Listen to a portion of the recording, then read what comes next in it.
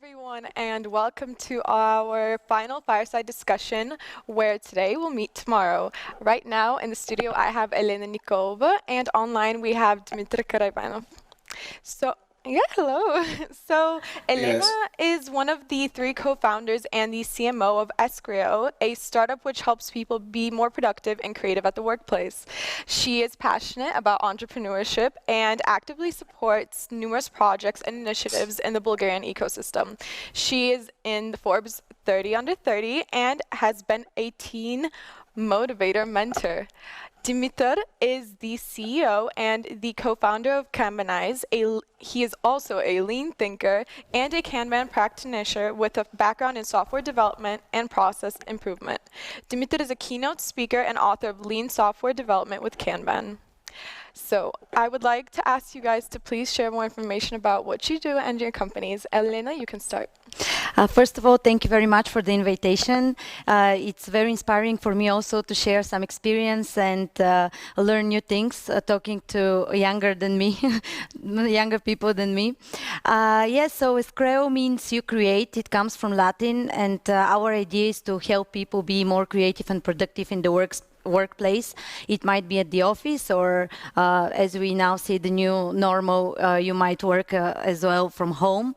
So our idea is to provide products that help people be free to express their imagination and brainstorm on the walls around them. And yeah, that's it. That's wonderful. Thank you. Dimitar, what about you? Hey guys, thanks for the invite. It's nice to be here, where we can share experience with younger people who are in their 20s, I guess. It's good to be here. Kanbanize is a lean management platform. We do Kanban software, and we use this to optimize the processes of companies all over the globe. If you've heard about the Kanban method, we are, well, as humble as I am, we are the best Kanban software in the world right now. And I think moving in the future will be even better. So watch out for how we're Kanbanizing the world. That's wonderful. Thank you so much. I'm going to start asking you guys some questions now, and I think we'll just start off with the lady here in the room. So how did you know that entrepreneurship is your passion? It's something that you wanted to do. How did you learn that? Well, to be honest, I have never thought that entrepreneurship would be my career or something like that. I always take it step by step, so I always just do what I like, what I love, and it ends up here. I was in the US for an entrepreneurial training back in 2013. I came back, my partners invited me to start our business, and here I am right now. That's my story. That's amazing. And Dimitar, what about yours? I've always been a problem solver.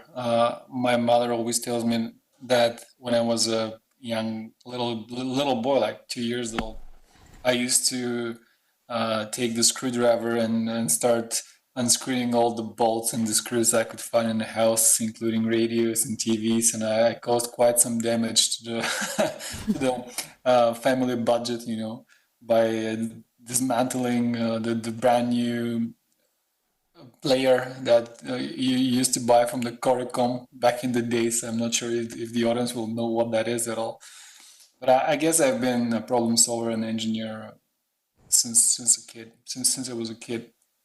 And when I was presented the opportunity to solve a big problem, which is efficiency and productivity across the entire enterprise, productivity at scale, we call it, it was just a calling, and I had to follow it. We founded Kanbanize, and the rest is history. That's wonderful. I think it's amazing when you know that your passion is just for you. I mean, from a young age. So that's incredible.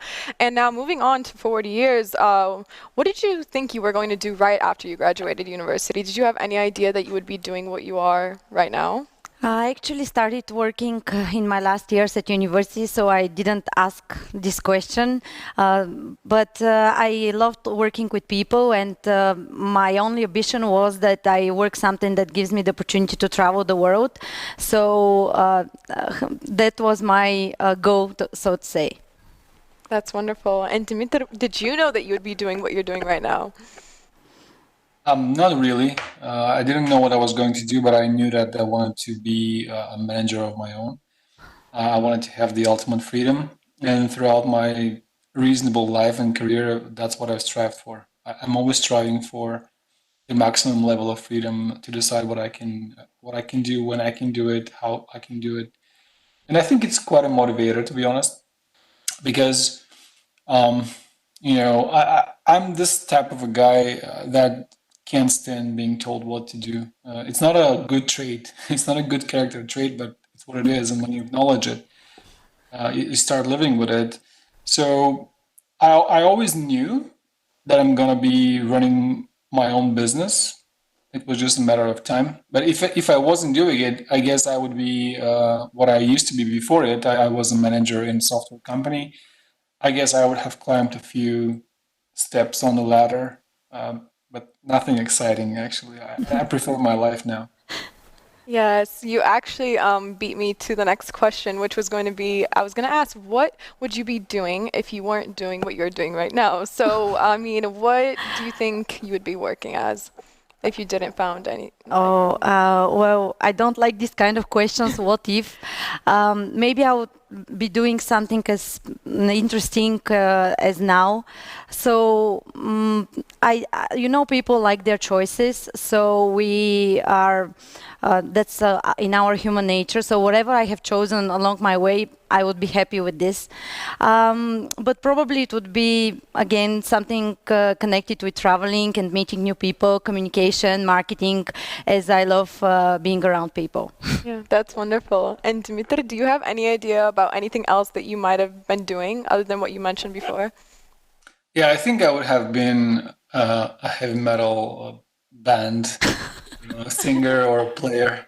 That used to be my hobby, and I had to stop doing that because it's having too much to do. But when I retire, or if for some reason I stop being what I'm doing now, we'll get into singing again. Heavy metal is my passion, so we might visit Blagoevgrad and then do some shows there. I'll make sure to get the whole startup team at your concert. We'll be the first ones there, I I'm not promise sure, that. Yes. Okay. So now for the next question is your idea. How did you validate it? And then how were you able to financially support it in the long run? Well, we started in 2014. We had one idea, and we just what we did, we built a terrible product. It was horrible.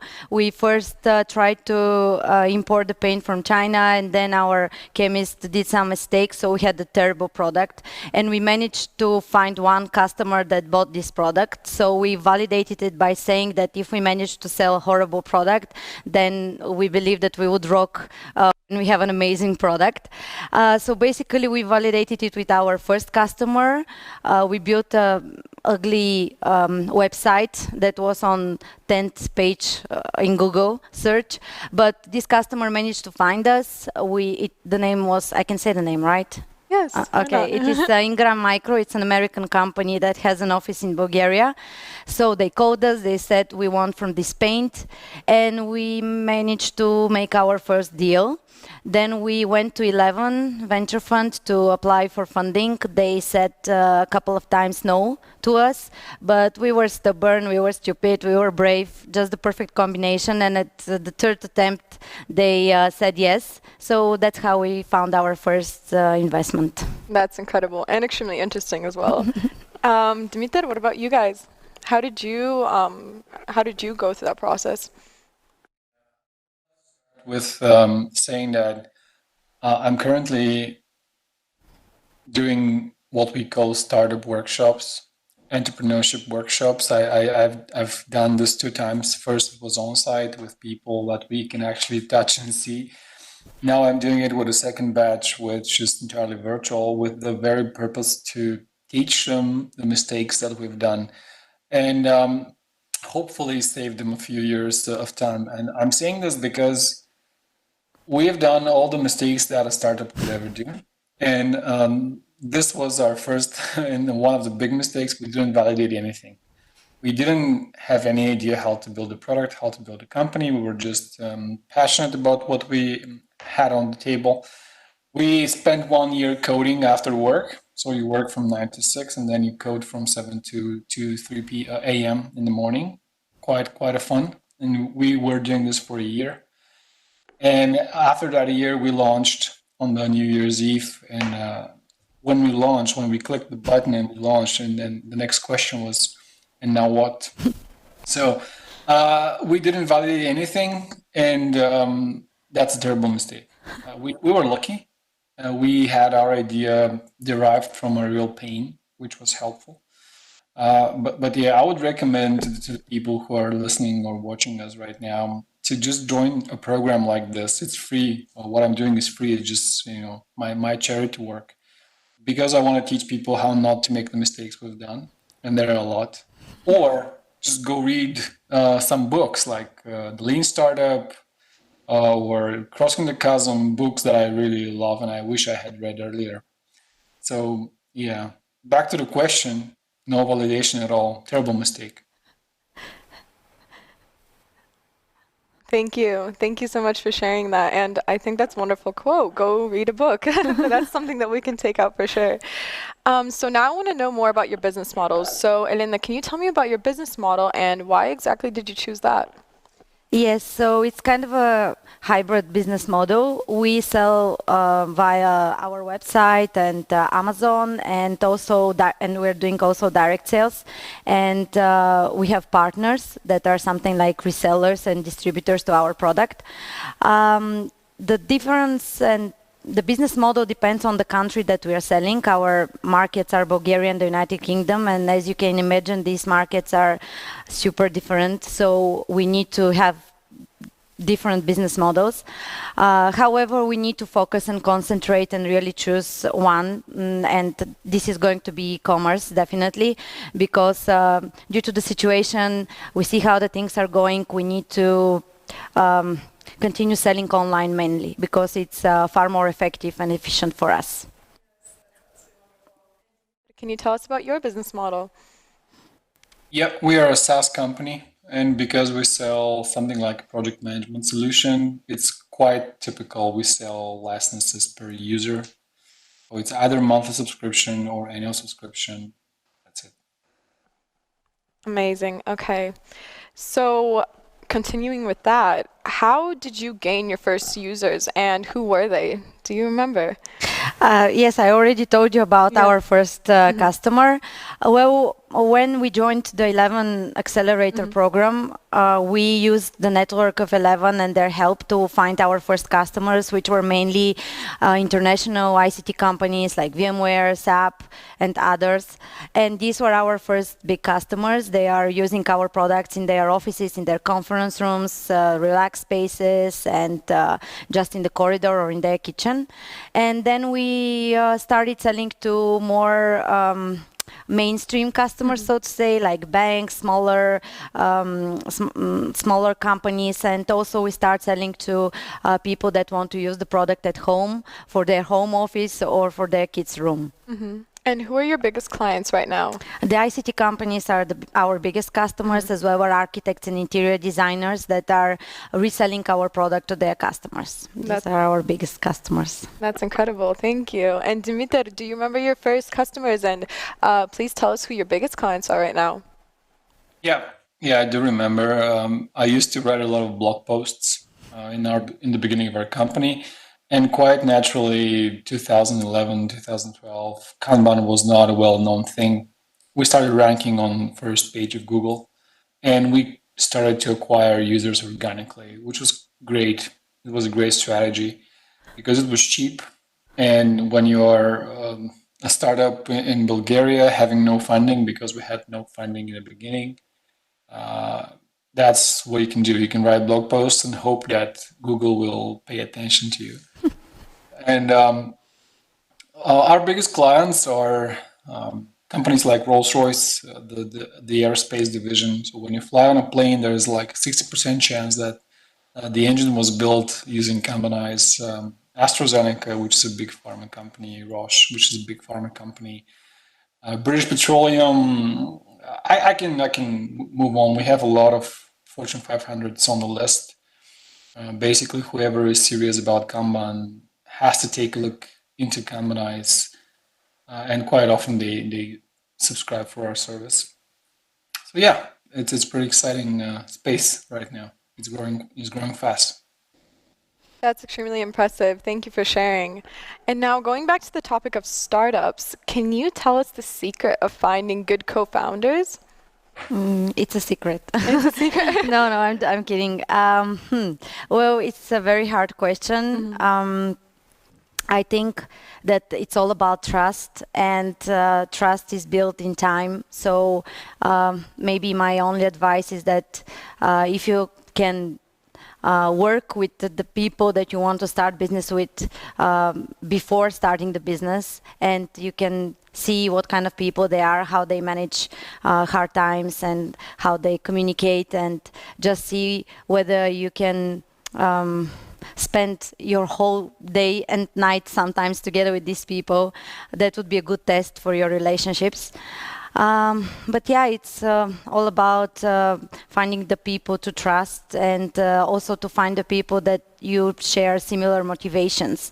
So it's always good to know in advance what the motivation of your partners is. For example, do they want to sell the company in 5 years? Do they want to become rich and that's their only goal? There's nothing wrong with this goal. It's just good that you know, and also to know your own motivation. So it's all about also about self-awareness and about knowing your values and finding the people that share your values as well. But it's not very easy. It's not just finding these people. It's very, very hard.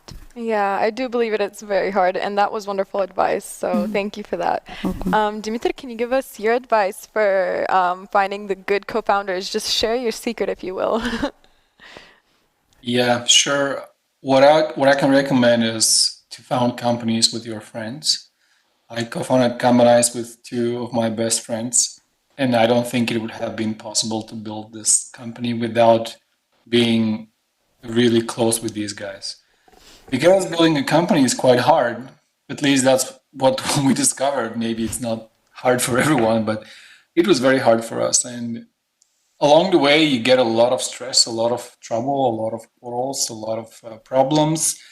And unless you can scream at each other and then have a beer together, it's not going to work, at least in my opinion.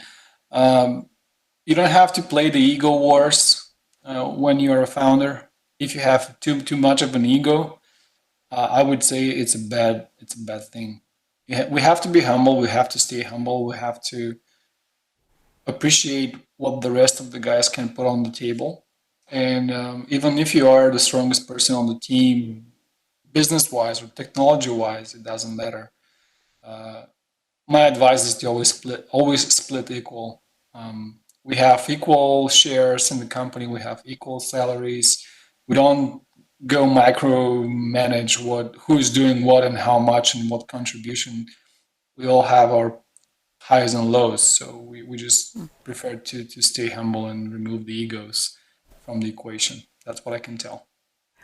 Thank you so much. And now I just want to ask, how do you maintain these relationships? So how do you make sure that they're healthy and happy and along the way? Because yet again, these are the people that you will be working with. These are your partners. So give us some advice on maintaining very good relationships with them throughout the way.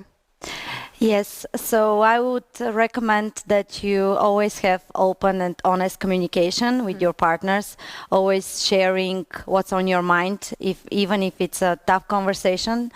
Better have it rather than just slow it up for a moment and then it might become a bigger issue in the future. So open and honest communication. Also try to help your co-founders when they are experiencing some trouble or if they have some issues, no matter whether it's connected with work or in their personal lives. Try to understand them and just be in their shoes most of the time. And I would also recommend celebrating the small wins and the everyday wins, because it really boosts the morale, and it helps you always remember the bigger picture. And it's super important to be grateful for your wins, because we most of the times concentrate on the failures, in the things that don't work, but every day something good happens, and it's very important to celebrate it together with the team. Yes, I think that's wonderful. I believe that's just like another way to always be thankful for something. I mean, gratitude is just another very important concept. And if you're thankful for the people around you, I think it could keep working very well. So thank you for that. And Dimitar, can you give us your advice for maintaining healthy relationships? Yeah, it's a short advice actually. Read a book called Principles by Ray Dalio. I think this is the best advice I could ever give to people who are looking to establish stable relationships in their companies. It was just a game changer for me. Highly recommend it. It's called Principles. Okay, thank you. We'll make sure to check it out, and everyone at home, check it out. I'm sure it's a Yeah, great book. it's a big fat book. That's why I cannot summarize it with just a few sentences. Have you written a blog post on this book? Yeah, no. Okay. It's just too, too demanding to be able to cover Ray Dalio. It's just amazing. Oh, wow. Okay, thank you. So now, can you guys share something that you're very proud of? And then maybe something that you saw as a failure, but you continued working throughout the process? Well, I'm very proud that we built a company and a brand that is quite recognizable here in Bulgaria and the United Kingdom, not that much, but I'm proud about the Bulgarian result. We built a product category that didn't exist in Bulgaria, so I'm super proud of that. I'm proud that we work with amazing customers that become our partners along the way, so this is something that really inspires us and help us do our job when we don't like it. These are the two things that I'm super proud of, and the failures and the things that I don't like are connected with experiments that we didn't do quite fast. For example, sometimes we do things that are taking a lot of time, and we don't learn from our mistakes. This is something else that I consider failure. So yeah, these are the two things that I don't like. Yes, thank you so much. And Dimitar, do you want to tell us something that you're very proud of? Sure. I think whenever you build something that's number one in the world, whatever that is, you're naturally proud of it. So being the number one Kanban software company in the world makes me proud. But what makes me prouder is that we built it our own way, and we never compromised on our values. We have 7 values at the company. Something like we don't fuck the customer. We're all entrepreneurs. We're all leaders. All for one for all. Things like that. We never ever compromised on these values, and we've been through a lot of hard time because of our values. But we didn't went back even an inch. So that's what makes me proud. Looking yourself in the mirror and liking what you're seeing, I think it's the ultimate win for an entrepreneur. I agree. That's great. Thank you so much. And now, continuing on the topic of advice, can you share what the best advice has ever been that's been given to you? So what's the best advice that you've ever gotten in your life? This is going to be short. So my best advice would be know which advices not to take. Okay. Yeah. That's straight to the point. So thank you. Dimitar, what is your best advice that you've ever gotten in your life? I will give you the advice that one of our investors gave me. His name is Vasko Terziev. He's the former CEO of Telerik. I'm sure you know this guy. He's one of the most successful, if not the most successful tech entrepreneur in Bulgaria.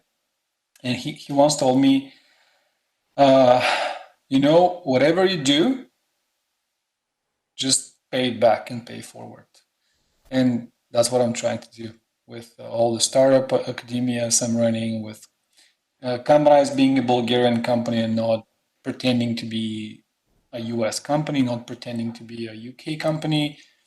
We're a Bulgarian company with Bulgarian names. We lose business because of that, but we don't care. That's what I said. We did it our way, and that's the advice I can give to others. Pay it back and pay it forward. That's incredible. Thank you. And now, during, the business cycle and just the entire years that you're putting, your life and your passion into what you're doing, there's a lot of downs as there is ups, but can you give us some advice to stay motivated during those downs of the process? And how do you stay happy and working even when life may not be working in your way? Well, it's very important to have a team that can help you when you're down. Mm-hmm. So surrounding yourself with the right people is one of the greatest things you can do for yourself and for your self-care. Mm-hmm. So people around me, people from our team, mentors, customers, they help me go through these hard moments in my life, which are a lot, of course. Other things are celebrating the small wins, as we mentioned earlier, and being grateful for what you have. Also taking care of yourself, like not like sleeping, something very simple but very important, eating healthy food and doing sports, some very generic and trivial things, but very important. We sometimes forget about them. Meditation helps, and going to the mountains. So these are the things that I'm doing. Writing, I love writing. So I think that people, each and every one of us have their things that can help them go through stress. Mitko might be singing, or I don't know, doing something for his metal band. I love writing. So yeah, just not forgetting your hobbies and your family, and yeah, just surround yourself with loving people.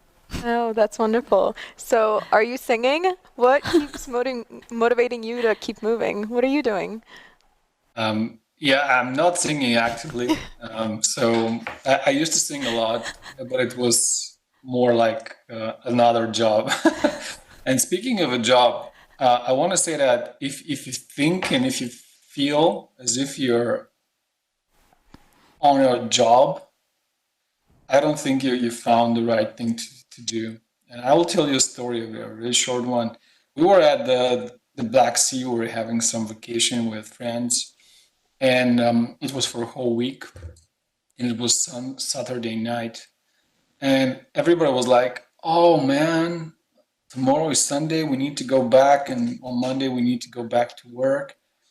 And I was like, "Come on, I can't wait for Monday to come because I'm bored like hell, and I want to get something done."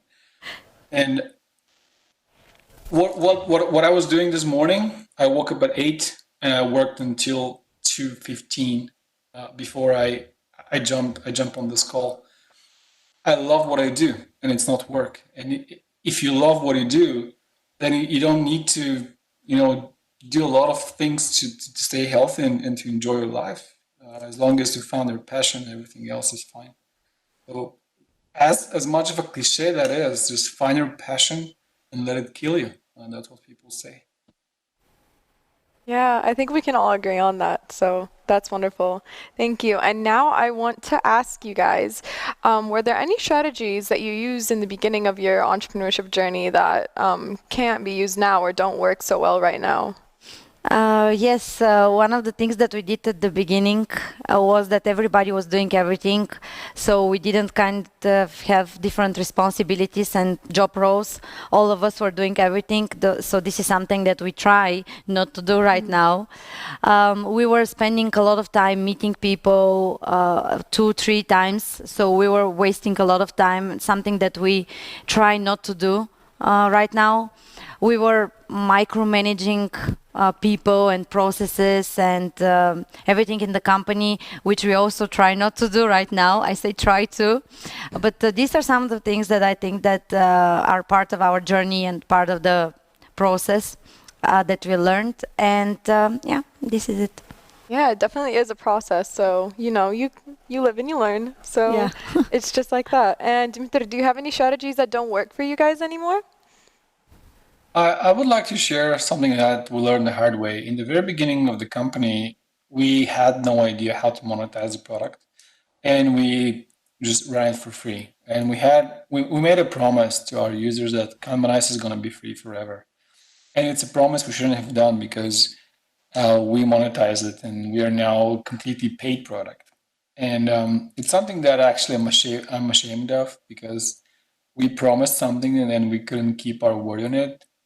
But if we wanted to keep the company alive, we had to change that.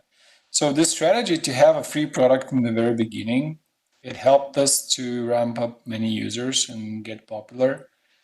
And later on, we just couldn't sustain being free, and we started to charge for the product. One advice would be, if you want to get traction in the beginning, you may run the product for free, but be clear with your users that it might not be forever free, something that we screwed up with and I'm not proud of. All right, thank you so much. And now to close up, I'm going to ask you guys one last question. And I would like to know, how has your business made you happier right now than like how much happier are you now than before you started your business? And what made that change? I'm happy and I'm unhappy right now, as maybe I've been working something else. So I can only speak about what I have right now and what I'm happy right now. And I think that one of the best things that happened to me is that every day is different, and every day you learn something new, and you have the freedom to experiment and try your crazy ideas and be creative all the time. And you understand that you are responsible for everything that happens, and it's up to you to move your company forward and just do your best. And sometimes it's not the best thing to do, to know that everything depends on you. But in most cases, this is something that help you improve and help you be satisfied with what you have and what you do. And just be the better version of yourself, and every day learn something new. So this is something that makes me happy. That's incredible. Thank you so much. And Dimitar, how has your business made you happier or simply more fulfilled in life? I might be the grumpy cat here, but I think entrepreneurship doesn't make you happier. I think it makes you actually much more miserable than you can ever be on your daily job. And it's because it's so freaking hard. And you have to go through a lot to make something. But I do feel fulfilled. I do feel more accomplished as a person because of what Ella said. You learn so much. A year at a company like Kanbanize or Screo is easily worth 5 years in some enterprise company where you're just a small gear wheel in the whole big freaking engine, But it's not about happiness. I think the people who say they're happy and then they are successful entrepreneurs, they're not being honest to us.